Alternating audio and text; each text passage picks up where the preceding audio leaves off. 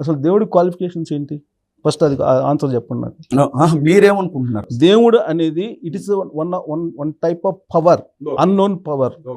ఆ పవర్ అనేది ఎవరి ఎక్స్పీరియన్స్ని బట్టి, ఎవరి స్థాయికి బట్టి, ఎవరి శక్తిని బట్టి వాళ్ళు దాన్ని గ్రాస్ప్ చేసుకోగలరు. That is my opinion. మీ ఆలోచనది. దానికి ఒక క్యారెక్టర్ క్రియేట్ చేసి అట్లా కాదు సార్. ఇప్పుడు మీరు అనుకున్నట్లుగానే కంటికి కనిపించని ఒక పవరే అనుకుందాం. అదే చెప్పేది, ఎవరి స్థాయిలో వాళ్ళకి కనిపిస్తుంది. ఇప్పుడు సార్ మీ దృష్టిలో మీకు ఒక అంచనా, నా దృష్టిలో నాకు ఒక అంచనా. నేను అదే చెప్తున్నాను. నేనేమంటానంటే సార్, నేను ఎలాంటి వాడిని అని అడిగితే నా బిడ్డ చెప్పలేకపోవచ్చు, కానీ నా బిడ్డ ఎలాంటిది అని అడిగితే నేను చెప్తాను. ఎందుకోనంటే ఆవిడ్ని నేను కన్నాను కాబట్టి. సో మనుషులు ఎలాంటి వారు అని దేవుడిని అడిగితే దేవుడు చెప్పగలడు, కానీ దేవుడు ఎలాంటి వాడు అని మనుషుల్ని అడిగితే మనుషులు చెప్పలేరు. వినండి సార్, అంటే ఇప్పుడు ఫుల్ ఫ్లెడ్జ్గా చెప్పలేము సార్. మా పాపను తీసుకొచ్చాం, ఒక్క మాట వినండి. ఈ వీళ్ళిద్దరిలో మీ నాన్న ఎవరమ్మా అని అంటే, నా పాప ఏముంటుందంటే తనకి నాతో ఉన్న రిలేషన్ బట్టి ఇతను మా నాన్న, రిలేషన్ బట్టి. నేను చెప్పింది కూడా అదే, ఎవరెవరి స్థాయిని బట్టి వాళ్ళు చెప్తారు. అదే సార్, కానీ ఖచ్చితంగా అందులో ఏదో ఒక సత్యం అనేది ఉంటుంది.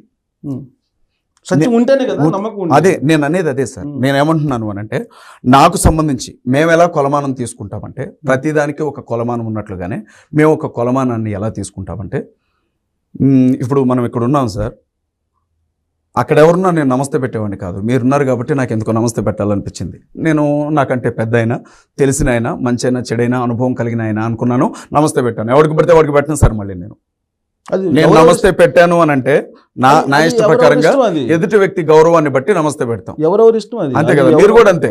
ఎవరికైనా నమస్తే పెట్టారు అంటే మీ మనసులో ఒక మంచి స్థానం అతనుకుంటేనే నమస్తే పెడతాం. అలాగే ఒక వ్యక్తి ముందు మోకాళ్ళ మీద కూర్చొని సాయం చేయమని అడగాలి అని అంటే, ఒక వ్యక్తి చుట్టూ నేను పొర్లు దండాలు పెట్టాలి అని అంటే, ఒక వ్యక్తి కోసం నా కడుపు కాల్చుకోవాలి అని అంటే, ఒక వ్యక్తి కోసం నేను ఆయన్ని పూజించాలి, లేకపోతే యజ్ఞం చేయాలో, యాగం చేయాలో, దాన ధర్మాలు చేయాలో, ఆయన ముందు నన్ను నేను పూర్తిగా తగ్గించుకోవాలని అంటే అతనికి కూడా ఖచ్చితంగా ఒక కొలమానం అనేది ఉండాలి అనేది మా అంచనా ఉంటుంది సార్. మేము దాన్ని ఎలా చూస్తామనంటే, దేవుడు అనేవాడు ఈ సృష్టి మొత్తానికి తప్పనిసరిగా కర్త అయి ఉంటాడు అని మేము నమ్ముతాం. భూమికి, సూర్యుడికి, చంద్రుడికి, నక్షత్రాలకి, గ్రహాలకి, అంతరిక్షానికి, విశ్వానికి, వీటన్నిటినీ, సర్వకాలాలకి, సర్వలోకాలకి, సర్వ సృష్టికి సృష్టికర్త అతను అని నమ్ముతాం. అతనే సృష్టికర్త అని నమ్ముతాం సార్. అంటే మా దృష్టిలో దేవుడు అనే వ్యక్తిని, ఒక వ్యక్తిని మేము దేవుడు అనాలి అని అనుకుంటే, ఇతను సృష్టికర్త గనుక సృష్టి మొత్తం ఇతనికి లోబడుతుంది అని మేము నమ్ముతాం. ఒకటి. రెండవది, మరి మేము దేవునికిచ్చే రెండవ కొలమానం ఏంటంటే, హేతుబద్ధంగా ఈయన కాలాలను సృష్టించిన వాడై ఉంటే వర్తమాన భూత భవిష్యత్ కాలాలను అదుపులో కూడా ఉంచుకోగలిగిన వాడై ఉంటాడు ఖచ్చితంగా. దేవునికి ఖచ్చితంగా ఈ రెండవ లక్షణం ఉండాలి. మిమ్మల్ని నేను ఈ కొలమానం తీసుకోమని నేను అనట్లేదు. మా కొలమానం వర్తమాన భూత భవిష్యత్ కాలాలు అంటే జరిగిపోతున్న కాలం, జరిగిన కాలం, జరగబోయే కాలం కూడా అతని స్వాధీనంలోనే ఉండాలి, అతను సృష్టికర్త అయి ఉంటే. ఇది రెండవ లక్షణం. మూడవది, ఇతను ఒక మనిషి, సహజంగా మనిషి పుడతాడు, చనిపోతాడు, పుడతాడు, చనిపోతాడు మనిషి.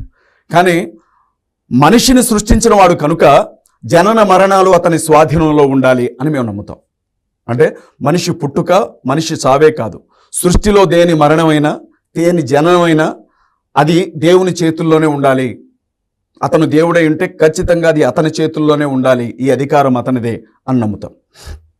నాలుగవది, మనిషి తిరుగుతాడు, తాగుతాడు, ఇష్టానుసారంగా బ్రతుకుతాడు.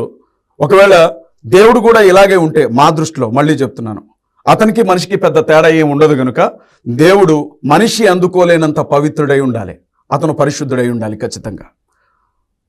అతను సృష్టికర్త అయి ఉండాలి, అతను కాలాలను సృష్టించి వాటిని స్వాధీనం అందించుకున్నవాడై ఉండాలి, అతను ఖచ్చితంగా జన్మ మరణాలకు పూర్తిగా అధిపతి అయి ఉండాలి.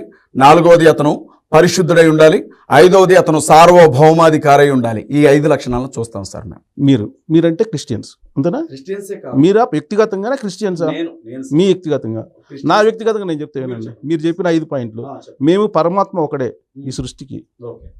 మీరేమన్నా మీ భావం ఏదన్నా కానీ పరమాత్మ ఒక్కడే. అయితే ఈ పరమాత్మ వివిధ రూపాల్లో కనిపిస్తాడు అనేది మేము నమ్ముతాం. పరమాత్మ ఒక్కడే, ఆత్మలు అనేక ఉంటాయి, ప్రతి ఆత్మ దేవుడి కింద భావిస్తారు. 2, సృష్టి 4 కాలాలని దేవుడే సృష్టించాడు. ద్వాపరయుగం, కృతయుగం, త్రేతాయుగం, ద్వాపరయుగం, కలియుగం. 4 అతని అదుపులోనే ఉంటాయి. జనన మరణాలు అనేది దేవుడి చేతిలోనే ఉంటాయి, మనుషుల చేతిలో ఉండవు. జననము మరణము మొత్తం అతని ఆధీనంలోనే ఉంటుంది అనేది మేము నమ్ముతాం. ఏకీభవిస్తున్నారు కదా మీరు, మీతోటి కాదు, మాది చెప్పింది మేము నమ్మేది మేము. మీరు మీతో నేను ఏకీపించట్లా, నేను నమ్మేది అది. మా గ్రంథాలు చెప్పింది అది, మా పెద్దలు చెప్పింది అది, మా విశ్వాసం అది. మీరు దాంట్లో నేను ఏకీపించను, మా విశ్వాసం చెప్తున్నా, నా విశ్వాసం చెప్తున్నా. మీ విశ్వాసం మీరు చెప్పారు, అంటే నా విశ్వాసం కూడా నేను అలాగే చెప్తున్నాను. ఇప్పుడు నా పరిధి తక్కువ, గ్రంథాల్లో వేదాల్లో నేనేం నిష్ణాతుని కాదు. నాకు అనుభవం, నాకున్నట్టు పరిజ్ఞానం మేరకు నేను చెప్పాను. ఇప్పుడు నేను అదే పనిలో ఉన్న వ్యక్తిని కాబట్టి మేబీ మీ దాంట్లో ప్రవేశం మీకు ఎక్కువ ఉండొచ్చు, బట్ మీ దాంట్లో నేను ఏకీభించట్లేదు. 0% కూడా నేను ఏకీభించను. నా విశ్వాసం నాకు తెలిసిందని నేను నమ్ముతున్నాను. మీకు నాకు మధ్య ఇక్కడ పోటీ జరగట్లే. పోటీ నేను మిమ్మల్ని ఓడించడానికో లేకపోతే మీరు నన్ను ఓడించడానికో ఇక్కడ భావం లేదు. నాకు తెలిసింది, నా అనుభవాలు మాత్రం చెప్తున్నా. ఒక విషయం సార్, సత్యాన్వేషణ తెలిసిన దాంట్లో చేస్తున్నాం అంతే. నేను మీ ఎక్స్పీరియన్స్ని నేను కాదంటలేదు, మీ భావాలు నేను కాదంటలా. నా ఎక్స్పీరియన్స్, నా భావం, నా నాలెడ్జ్, నా సార్ నేను వద్దని చెప్పడానికి నేను ఎవరిని సార్, నేను ఎవరిని మీరు వద్దన్నా అవునన్నా సార్. ఇప్పుడు సార్ కేశరావు గారు చెప్పింది అబద్ధం అని చెప్పడానికి నేను ఎవరిని సార్? That's it. నేను కేవలం క్రైస్తవులమైనటువంటి మేము, క్రీస్తుని నమ్ముకున్నటువంటి మేము, ఒక దేవుని సేవకునిగా ఉన్నటువంటి నేను మాకు సంబంధించినటువంటి విషయం చెప్పాను. అలాగే ధర్మంలో ఉన్నటువంటి సనాతన ధర్మం, బ్రాహ్మణ ధర్మంలో ఉన్నటువంటి విషయాలను మీరు చెప్పారు. నాకు అసలు అవి తెలియదు, మరి తెలియదు కదా. ఎక్స్పీరియన్స్ చెప్తున్నా. సరే, ఇప్పుడు ఒక చిన్న విషయం చెప్తాను. నేను మిమ్మల్ని ఇందాక ఒక ప్రశ్న అడిగాను, అంటే మనిషికి అభిప్రాయ భేదం ఎలా ఉంటుందో అర్థం చేసుకోవడం కోసం మాత్రమే చెప్తాను. మీతో నేను ఏకీభించను, అస్సలు ఏకీభించకండి. నా ఎక్స్పీరియన్స్ నాది చెప్తున్నా అంతే. మీరు ఇందాక ఒక మాట అన్నారు, సో నాతో ఏకీభిస్తున్నా కదా అని. నాతోటి మీరు ఏకీభిస్తున్నారని నేను అనుకోవాలిగా. అలా అంటే నేను మిమ్మల్ని నాతో ఏకీభవించమని చెప్పను. రెండవది, మీ అందరినీ ఏదో ఒకటి చేసి క్రీస్తుని నమ్మించడానికి నేను ఇక్కడికి రాలేదు. ఎవరు ఇంకోటి చెప్తాను, నేను ఇంకోటి నమ్ముతా. నేను ఇంకోటి నమ్ముతా చెప్తుంది. మీ ఇంట్లో మీ ఫ్యామిలీ కూడా, నా ఇంట్లో నా ఫ్యామిలీ కూడా అని చెప్తే వినరు సార్ కదా. ఎవరి ఐడియా వాళ్ళకు ఉంటుంది, ఎవరి నమ్మకం ఉంటుంది, ఎవరి విశ్వాసం వాళ్ళకు ఉంటుంది. ఇంకోటి సార్, ఇంకొకటి బైబిల్లో ఒక మాట ఉంటుంది, ఏమంటారంటే నా తండ్రి చిత్తం లేకుండా ఎవరు నా దగ్గరికి రాలేరు అని బైబిల్లో ఉంటుంది. అవును, మీరు రావడం కాదు, ఆయనకి ఇష్టం లేకపోతే అసలు మిమ్మల్ని దగ్గరికి రాని అంటారు కదా. పరమాత్మ ఆజ్ఞ లేనిది ఇంత కూడా కదలదని అంటారు కదా. ఆగిపోతుంది. అలాగే దాన్ని అలాగే ఉంచుదాం. అయితే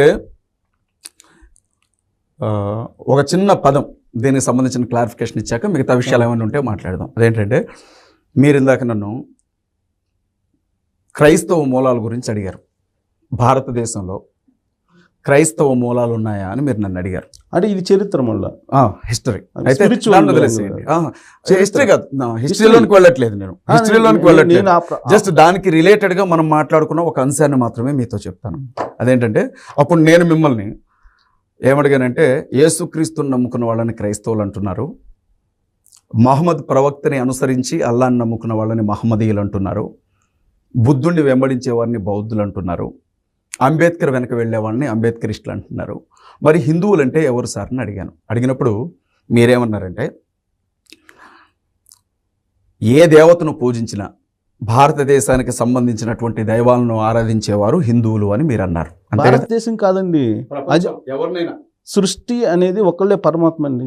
ఆయన్ని ఆరాధించేవారు హిందువులు, ఎవరైనా సరే. యూదులు అయితే మీరు లేదంటే లేదు నన్ను చెప్పండి. ఇదే మాట యూదులు అనుకోండి, ఇదే మాట మీరు స్వామీజీలని పీఠాధిపతులను నమ్ముతారు కదా.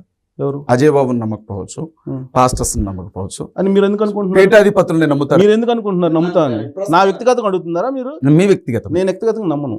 మీరు పీఠాధిపతులను కూడా నమ్మరా?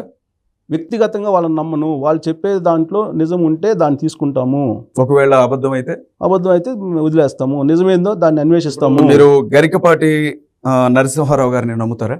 ఎవరు వ్యక్తిగతంగా ఎవరు నమ్మము. ఆయన చెప్పే మాటలు మంచి అయితే స్వీకరిస్తాను. నా మనసుకి హద్దుకుంటే, నా మనసుకు నచ్చితే. వ్యక్తిగతంగా ఆయన మీకు రిలేషన్ లేకపోతే ఆయన చెప్పింది మీరు చేస్తారని నేను అన్నట్లు. మరి మీరు హిందువులకు సంబంధించినటువంటి సార్ నన్ను ఒక మాట చెప్పనివ్వండి, నేను ఒక ప్రశ్న మిమ్మల్ని అడగాలి కాబట్టి అడగడానికి మిమ్మల్ని అక్కడికి తీసుకొస్తున్నాను. ఇప్పుడు గరికపాటి నరసింహారావు గారు ఆయన ప్రవచనాలు చెప్తూ ఉంటారు, ప్రవచనకర్త. అలాగే చాగంటి కోటేశ్వరరావు గారు ప్రవచనాలు చెప్తుంటారు, ప్రవచనకర్త, వింటూనే ఉంటారు కదా.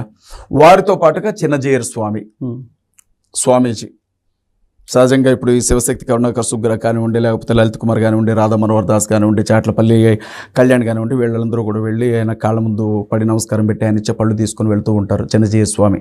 ఈవెన్ జగన్మోహన్ రెడ్డి ఒక మాట నన్ను చెప్పనివ్వండి, మీరు కాళ్ళ మీద వాళ్ళ మీద కాదు, మీరు ఎవరి మీదైనా పడవచ్చు, మీకున్నటువంటి అభిప్రాయం మనోభావం మీద. భక్తి సార్, వాళ్ళ ఇష్టం. చిన్నజీయర్ స్వామి గారు కాకపోతే ఇంకోరి కాళ్ళ మీద పడతారు సార్, తప్పు కాదు. అయితే నేనేమంటున్నానంటే ఆయన్ని హిందూ అంటే ఎవరు అని అడిగారు చిన్నజీయర్ స్వామి గారిని. ఆయన హిందూ అంటే ఒక అర్థం చెప్పాడు, మీరు కోపడకండి.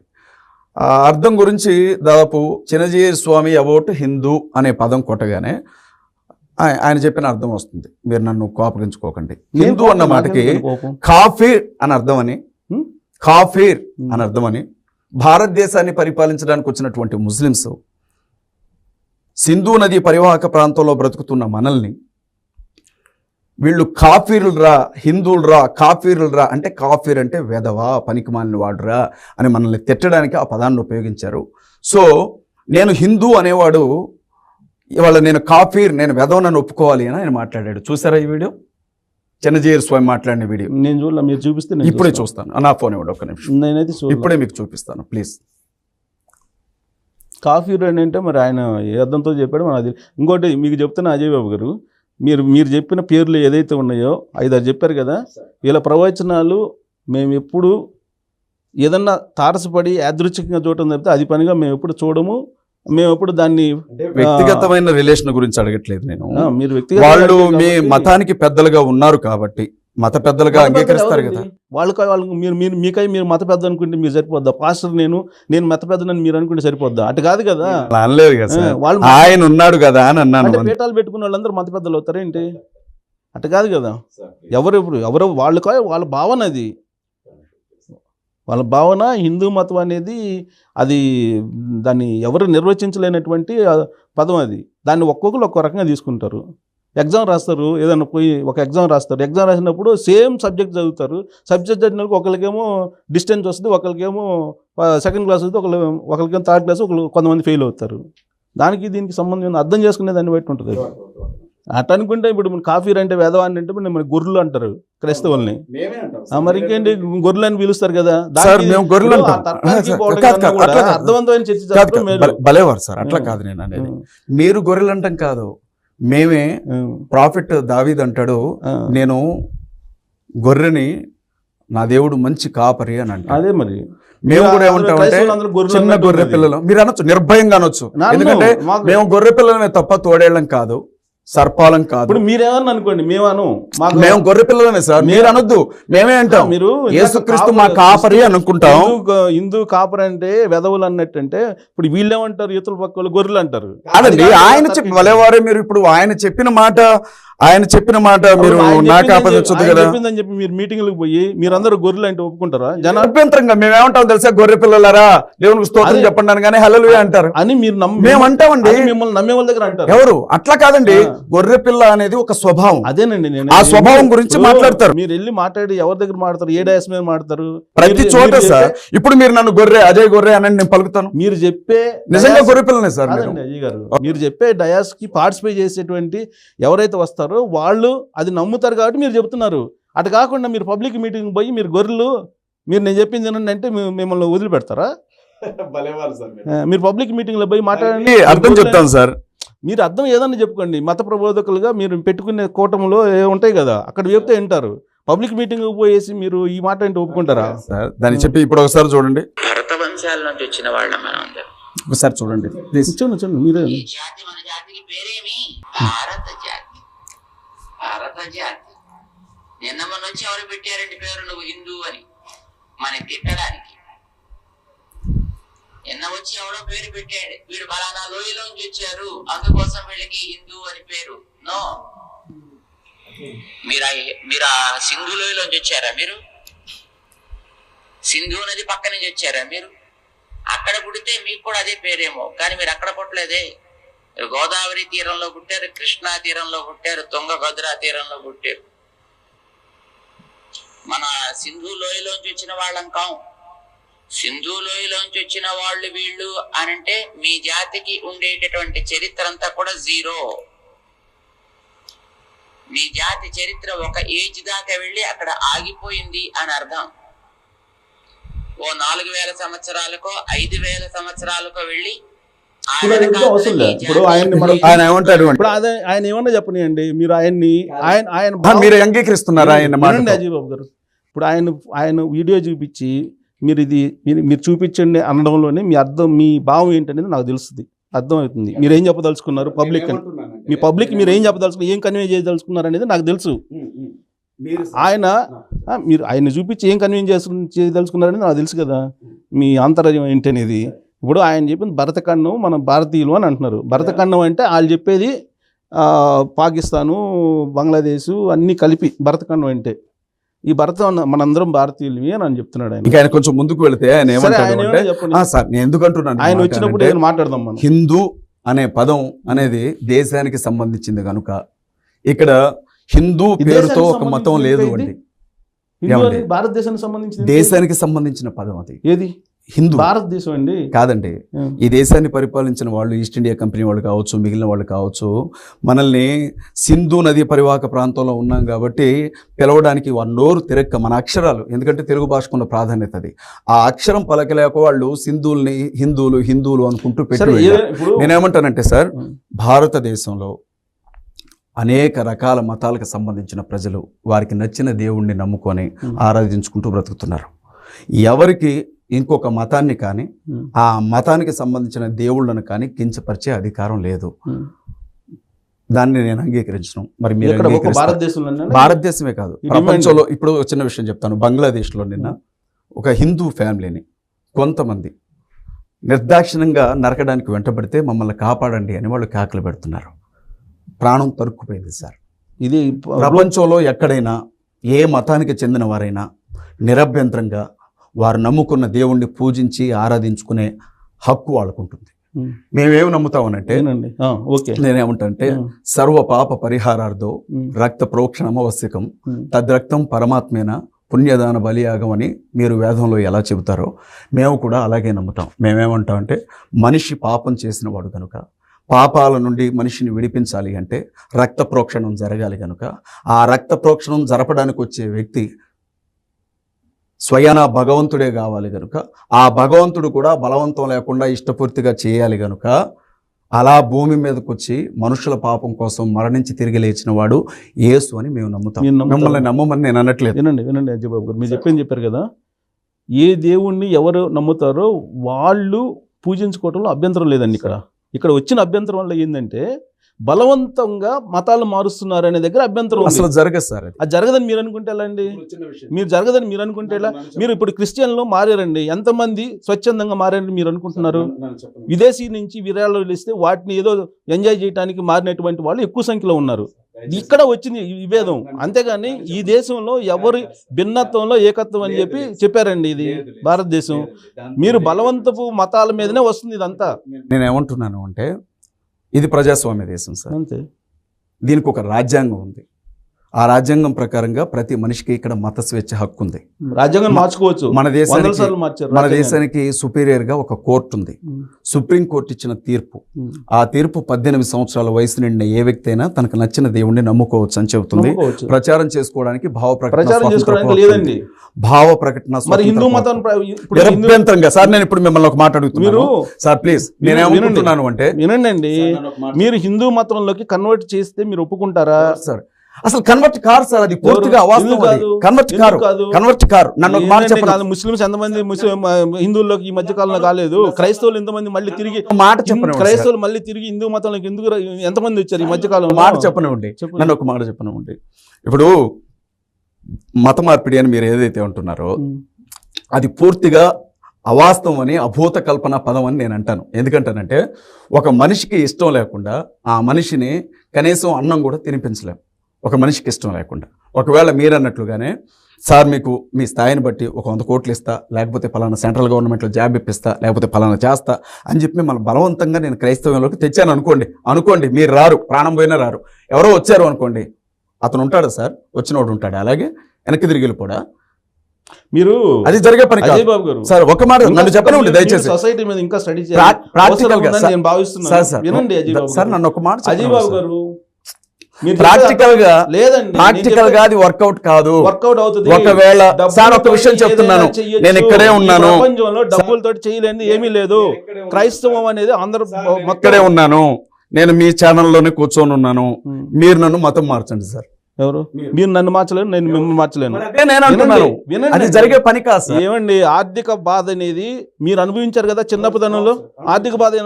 ఆర్థిక బాధ ఏ స్థితికైనా తీసుకెళ్తుంది అనేది నాకు తెలుసు, నాకు పర్సనల్గా తెలుసు. కిడ్నీలు అమ్ముకున్న వాళ్ళు ఉన్నారు, లివర్లు అమ్ముకున్న వాళ్ళు ఉన్నారు. మతం మార్చుకోవడం ఏముందండి? డబ్బులు ఇస్తే ఎవరు లేకపోతే భారతదేశం మతం మార్పిడి సార్. ఇప్పుడు ఒక మాట చెప్పండి సార్, నన్ను ఎవరు సార్ మతం మార్చండి? నన్ను ఎవరు సార్ మతం మార్చి? పర్సనల్ ఎక్స్పీరియన్స్ ఉందండి, అందరికీ అలాగే ఉన్నాయి సార్. ప్రతి చర్చ్ లో ఒక పర్సన్ సార్. వినండి, మీరు ఎక్కడ మీ ఆరోగ్యం యేసుక్రీస్తు వల్ల బాగుపడింది మీరు నమ్మారు. ప్రతి పర్సన్ కి కూడా ఆర్థిక సమస్యల కారణంగా డబ్బులు ఇస్తే మారిన వాళ్ళు ఉన్నారు సార్. అది ఒకవేళ అలా ఉంటే అది పూర్తిగా తప్పు. తప్పే కదా. ఒకవేళ అదే ఉంటే సార్ ఒక మాట, ఇప్పుడు నేనేమంటున్నా అంటే మతం మార్చడం అనేది క్రైస్తవులు చేసే పని కాదు. మతం మార్చమని క్రైస్తవులు చెప్పండి, పోయి ప్రచారం చేసి బలవంతపు మార్పిడి చేస్తే గొడవలు ఎన్ని అవుతున్నాయి? ఇప్పుడు ఒక మాట వినండి సార్, ఒక మాట వినండి. మత మార్పిడి చేసే దాని గురించి మీరు మాట్లాడుతున్నారు కదా. ఫారిన్ కంట్రీస్ లో మాట్లాడలా, మీరు ఏమన్నారంటే ఈ దేశంలో ఏ మతానికి సంబంధించి అభిప్రాయం వాళ్ళకు ఉంటుంది, ఎవరి అభిప్రాయం వాళ్ళు ఉంచచ్చు, దాంట్లో ఈ భేదం లేదు. కంప్లీట్ చేయనివ్వండి. ఎందుకంటే ఇప్పుడు ఫారిన్ కంట్రీస్ లో ఇస్కాన్ సంస్థ వాళ్ళు ఉన్నారు సార్. వీళ్ళు ఏం చేస్తుంటారు ఇతర దేశాల్లో? ఎక్కడికెక్కడ కృష్ణుడు గుళ్ళు కట్టి భగవద్గీతలు పంచుకుంటూ కృష్ణుడు గురించి ప్రకటిస్తూ ఉంటారు. అది మత మార్పిడా? నమ్మి చాలా మంది బ్రిటిషర్స్ కావచ్చు, అమెరికన్స్ కావచ్చు హిందుత్వంలోనికి వచ్చారు. అది మత మార్పిడా? ఎలా మత మార్పిడి అవుతుందండి? వాళ్ళకి నమ్మకం కుదిరింది కృష్ణుడే దేవుడు అని నమ్ముతున్నారు, వారికి నమ్మకం కుదిరింది రాముడే దేవుడు అని నమ్ముతున్నారు. దీన్ని మీరు మత మార్పిడి అంటారా? ఎంత డబ్బిచ్చి మారుస్తున్నారు అక్కడ మీరు? క్రిస్టియన్ సంస్థలకి ఫారిన్ ఫండ్స్ ఎన్ని వచ్చినాయి అనేది మీరు ఒకసారి సెంట్రల్ గవర్నమెంట్ దగ్గర పోయి ఒక వెబ్సైట్ ఉంటుంది, దాంట్లో కొట్టండి. కొడితే ఎన్ని వేల కోట్ల రూపాయలు ప్రతి సంవత్సరం వస్తున్నాయో, ప్రతి సంవత్సరం మీకు ఒక చిన్న విషయం చెప్తాను వినండి. అయితే మీరు ఒక చిన్న విషయం గమనించాలి. ఏంటంటే అమెరికాలో దాదాపు 6 నెలల క్రితం ఇస్కాన్ సంస్థకి సంబంధించినటువంటి ఒక సంస్థ ఫండింగ్ కోసం ఒక మీటింగ్ ఏర్పాటు చేసింది. ఆ మీటింగ్ కోసం కరపత్రాలు ప్రింట్ చేసింది. మీటింగ్కి వచ్చే ఒక్కొక్కళ్ళు ఎన్ని డాలర్లు ఇవ్వాలి, ఎంత ఇవ్వాలి, దేనికోసం ఉపయోగిస్తామో ఒక కరపత్రం తీశారు కదా. అలా వాళ్ళకు వచ్చిన డబ్బు ఇలా ఫారిన్ కంట్రీస్ లో వసూలు చేస్తున్న డబ్బు అంతా కూడా భారతదేశానికే తీసుకొస్తున్నారు. మత మార్పిడి చేయడం. మీకు ఒక విషయం తెలుసా సార్? అక్కడ వసూలు చేసిన మొత్తం హిందువుల డబ్బు ఇక్కడ పూర్తిగా క్రిస్టియన్స్ పూర్తిగా క్రైస్తవుల కాదు కాదు కాదు ఫారిన్ కంట్రీస్ లో చేసుకోండి.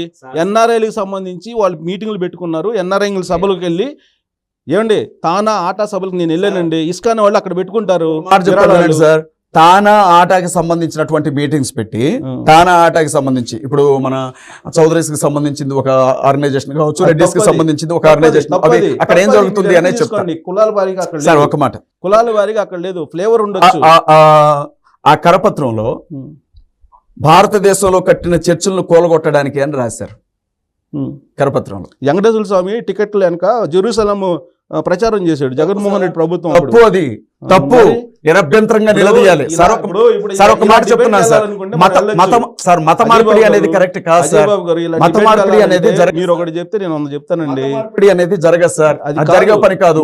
నమ్మి మారుతారు అంతే, మనసు మారుతారు. ప్రచారం చేయొద్దని అలా చెప్తాం. ఇప్పుడు ఇస్కాన్ వాళ్ళని మీరు కృష్ణుల గురించి చెప్పొద్దు అంటాం, వాళ్ళు ఆగుతారా? ఎవరు? ఇతర దేశాల్లో ప్రచారం చేయడానికి హిందూ రాజ్యాంగం వేరండి. అక్కడ భారతదేశ రాజ్యాంగం ప్రచారం చేసుకోవడానికి మనకి హక్కులు ఇచ్చింది సార్. ఆర్టికల్ 25 తీయండి, భారత రాజ్యాంగం. మార్చేస్తున్నారు ఎవరు సార్?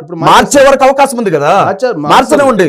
ప్రజాస్వామ్యాన్ని తీసేయండి, రాజ్యాంగాన్ని రద్దు చేయండి, క్రైస్తవులకు ముస్లింలకు ఉండే ఓటు హక్కు తీసేయండి, ఇది హిందుస్థాన్ అని ప్రకటించండి, ఇక్కడ ఉండే క్రైస్తవుల్ని ముస్లింస్ ని మణిపూర్ చేసినట్టు చేయండి సార్, అఫీషియల్ గా చెప్పి చేయండి. కానీ అవకాశం ఉన్నప్పుడు ఎందుకు చేస్తారు అట్లా? ఇక్కడే పుట్టాం, ఇక్కడే పెరిగాం, ఇక్కడే తిన్నాం, ఇక్కడే బతికాం, మాకు నచ్చిన దేవుణ్ణి నమ్ముకున్నాం, ఈ కారణాన్ని ఎలా టార్గెట్ చేస్తారు? మీకు నమ్మకం, మీ నమ్మకాన్ని ఇతరుల మీద రుద్దుతున్నాం. ఇతరుల మీద మేము రుద్దట్లేదు. ఇప్పుడు నేను యేసుక్రీస్తు గురించి చెప్పాను సార్. ఒక విషయం సార్, ఇప్పుడు ఒక విషయం సార్, ఇప్పుడు సార్ వినండి సార్, మీకు ఎవరు చెప్తే క్రిస్టియన్ మతంలో మారారు? వినడం వల్లే జరుగుతుంది. ఇప్పుడు మీరు దత్తాత్రేయుని గురించి చెప్పారు సార్, నాకు నమ్మబుద్ధి అయింది అనుకోండి, నేను దత్తాత్రేయుడికి దండం పెట్టుకుంటా, ప్రార్థన చేసుకుంటా, అంటే నన్ను మీరు మతం మార్చారా? అంతే కదా, మీరు అంటే బలవంతంగా చేసి ఇప్పుడు నాకు మతం మార్చారా? మీరు చెప్పే కూటములు పెట్టుకుంటున్నారు, సభలు పెట్టుకుంటున్నారు, దానికి అభ్యంతరం పెట్టాలి, అందరూ పర్మిషన్ ఎందుకు పెట్టట్లేదు సార్? ఇంట్లోకి వచ్చి కొడుతున్నారు, చర్చలు తగలబెడుతున్నారు, పాస్టర్లు చంపుతున్నారు, వాళ్ళ లిస్టే ఉంది సార్ మా దగ్గర. హిందువులు కూడా చంపుతున్నారు, ఆ లెక్కన హిందువులు కూడా చంపుతున్నారు. హిందువుల మీద కాదు సార్, ఏ మనిషి మీద మతం పేరుతో దాడి చేసి అట్ట ఎవరికి లేదు సార్. మతం కాదండి, అసలు మతం పేరుతో మనుషులను ఎలా చంపుతారు సార్? పాస్టర్లు లేకపోతే మఠాధిపతులు, పీఠాధిపతులు తీసుకొచ్చి వాళ్ళ ఆర్థిక స్థోమత కోసం ఉపయోగించుకుంటున్నారు అనేది నా వ్యక్తిగత అభిప్రాయం.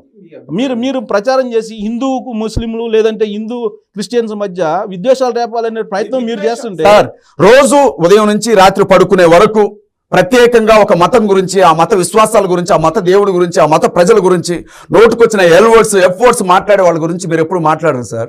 మేము ఏ రోజు వాళ్ళ ఒక్క వర్డ్ కూడా మాట్లాడేది, నేను వాళ్ళు చెప్తా ఉన్నాను. నేను ఇవాళ సార్ దయచేసి చెప్పను సార్, ఇక్కడ మీకు 10 ఛానల్ కాదు 20 ఛానల్ చూపిస్తాను మీకు, ఇప్పుడే యూట్యూబ్ ఛానల్స్ హైదరాబాద్ నుంచి రన్నేవి చెప్తానండి. ఇటీవల కాలంలో విలేజెస్ కి వెళ్ళి కూడా ప్రచారం చేస్తుంటే అనేక మంది పాస్టర్స్ ని అడ్డుకొని బయటికి పంపించిన సందర్భాలు ఉన్నాయి. విలేజ్ కాదు సార్, పబ్లిక్ ప్లేసుల్లో ఎక్కడైనా నిలవబడి నేనేమంటున్నానంటే, మీరు రామాయణాలు పంచండి, మీరు రండి. ఇప్పుడు నేనేమంటున్నా అంటే, నాకు ఒక భావద్గీత కావాలి సార్, నాకు ఒక రామాయణం కావాలి, మీరు ఇవ్వండి, మీ సాక్షిగా ఇక్కడి నుంచి తీసుకుని వెళ్ళి నేను చదువుకుంటాను. అందులో ఒకవేళ సత్యం ఏమన్నా నాకు కనిపిస్తే, అదే సత్యం అనిపిస్తే నేను కృష్ణుడిని రాముడిని వెంబడిస్తాను. నేను మీకు వచ్చిన నష్టం ఏంటంటున్నాను. నేను అలాగే క్రీస్తు గురించి చెప్తున్నాను, వినేవాళ్ళు వింటారు, నచ్చలేదు అనుకో, మాకు నచ్చలేదు నువ్వు చెప్పకు అని అంటారు, మీకు వచ్చిన ఇబ్బంది ఏముంది అందులో? కానీ భారతదేశం కదా, ఇక్కడ హిందూ దేశం, భారతదేశం ఎట్లా అవుతుంది సార్? ఎవరు చెప్పారు సార్ ఇది భారతదేశం సార్? క్రిస్టియన్స్ అనేది ఉందా అసలు భారతదేశంలో? ఎందుకుండదు సార్? ఇక్కడ హిందుత్వం కూడా ఇక్కడ కాదు. ఇప్పుడు మీరు ఏదైతే హిందుత్వం అంటున్నారో సార్, మీరు ఏదైతే హిందుత్వం అంటున్నారో, ఎవరైతే ఈ హిందుత్వాన్ని భుజాల మీద మోస్తున్న ఆర్య బ్రాహ్మణులు ఉన్నారో వీళ్ళందరూ కూడా ఇరాక్ అనే ప్రాంతం నుంచి ఆ మతాన్ని ఎక్కడికి తీసుకొని వచ్చారు. ఇక్కడ బౌద్ధం మాత్రమే పుట్టింది భారతదేశంలో, హిందుత్వం ఇక్కడ పుట్లా. హిందుత్వానికి భారతదేశానికి ఏ మూలాలు లేవు. భారతదేశ మతం ఏదైనా ఉంది అంటే అఫీషియల్ గా అది కేవలం బౌద్ధ మతం, జైన మతం మాత్రమే. మరి ఉంటే బౌద్ధం, జైనం ఉండాలి, మరి క్రిస్టియన్ ఎందుకు వచ్చింది? హిందుత్వం ఎందుకు వచ్చింది?